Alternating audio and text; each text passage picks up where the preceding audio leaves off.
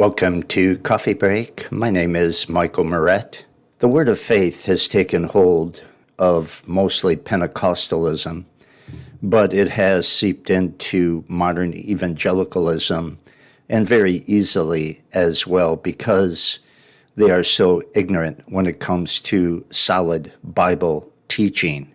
And if you don't know the truth, well, it's like God said, my people perish for lack of knowledge.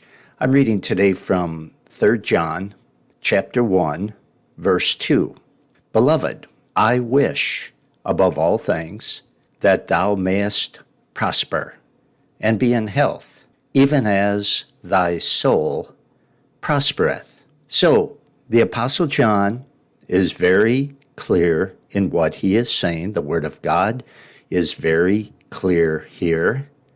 I wish above all things that thou mayest prosper and be in health, even as thy soul prospereth. You're doing really good spiritually, and I wish that you would prosper and be in good health physically as well. Now, the Word of Faith people often quote this verse, and then they claim that it means that God wants his people to be healthy and wealthy. And if they are not, then they must be lacking faith.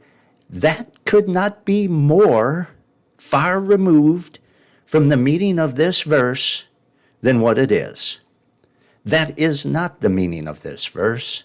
This is simply John praying for the health and prosperity, or maybe just wishing the well-being of these people, these Christians. You can assume he's probably praying too for the health and prosperity of his friend Gaius. That's all it is. It's just well wishes and probably prayers.